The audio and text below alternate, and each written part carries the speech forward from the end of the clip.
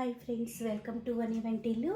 మీ దగ్గర కూరగాయలు లేనప్పుడు ఒక బంగాళదుంపే ఉందనుకున్నప్పుడు ఇలా బంగాళదుంపతో కారం తయారు చేయండి.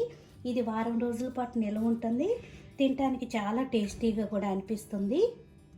వేడి వేడి అన్నంలో కొంచెం నెయ్యి వేసుకుని ఈ కారాన్ని వేసుకు తింటే చాలా టేస్టీగా అనిపిస్తుంది. బంగాళదుంప కారానికి కావాల్సిన పదార్థాలు చూద్దాం.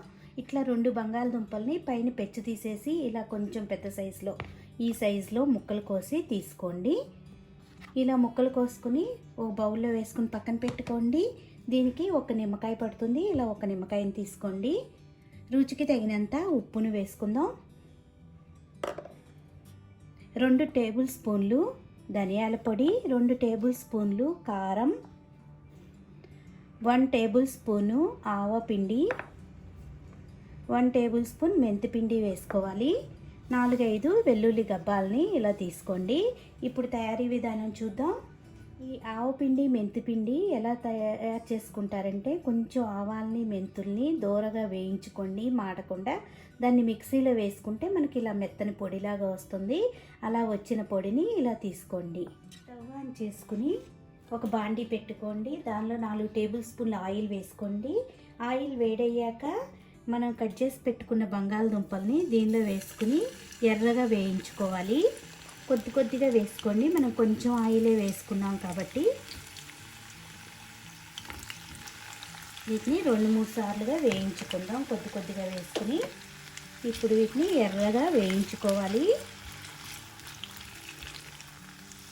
చూడండి, ఇలా ఎర్రగా వేగిపోయినాయి కదా. ఇలా వేగిన వాటిని ఒక గిన్నెలోకి తీసుకుని మిగతా ముక్కలన్నీ కూడా ఇలా వేయించుకుని తీసుకుందాం.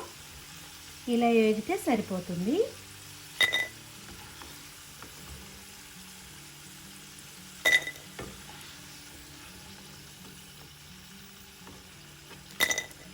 తీసుకున్నాక మిగతా ముక్కలు కూడా ఇలాగే వేసుకుని వేయించుకుందాం.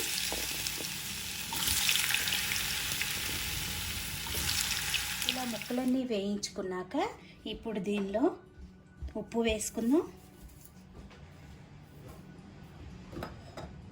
కారం,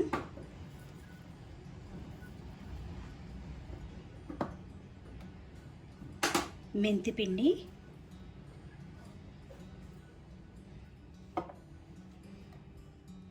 ఆవపిండి, ధనియాల పొడి, ఒక 1/2 టీ స్పూన్ పసుపు, మొత్తం ఒకసారి మిక్స్ అయ్యేలా కలుపుకోండి. ఇలా కలుపుకున్నాక నిమ్మరసం వేసుకోవాలి. ఒక కాయ నిమ్మరసంని ఇలా రసం తీసుకుని ఈ నిమ్మరసాన్ని వేసుకోండి. మీరు పులుపు ఎక్కువ ఇష్టపడితే ఇంకొంచెం నిమ్మరసం కూడా వేసుకోవచ్చు.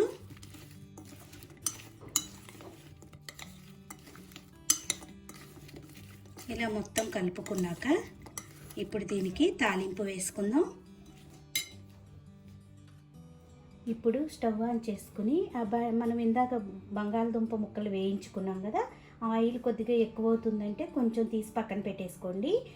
2 టేబుల్ స్పూన్ల ఆయిల్ అట్టి పెట్టుకోండి బాండీలో. ఇప్పుడు ఆయిల్ వేడయ్యాక 5-6 వెల్లుల్లి గబ్బాలని ఇలా దంచి వేసుకోండి. దీనిలో ఇప్పుడు తాలింపు వేసుకుందాం.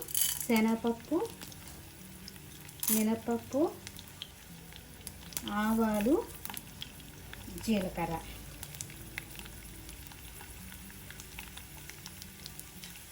ఒక 2 ఎండుమిరపకాయలని ఇలా తుంచి వేసుకోండి. ఇప్పుడు మొత్తం వేగనివ్వాలి. తాలింపు వేగిపోయాక కొద్దిగా ఇంగువ వేసుకోండి.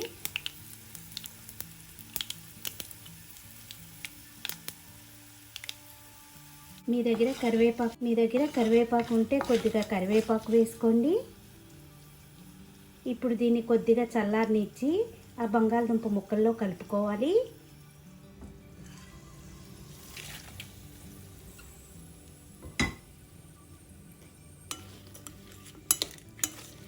ఎంతో టేస్టీగా ఉండే బంగాళదుంప కారం రెడీ అయిపోయింది. ఇది మీకు 4-5 రోజులు కూడా నిల్వ ఉంటుంది.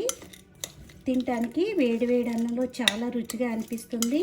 మీరు కూడా ఇలా చేసి చూడండి. ఈ వీడియో మీకు నచ్చినట్టయితే ఒక లైక్ చేయండి, షేర్ చేయండి, కామెంట్ చేయండి. మరిన్ని వీడియోల కోసం వనీ వంటల్ని సబ్స్క్రైబ్ చేసుకోండి. Thank you for watching.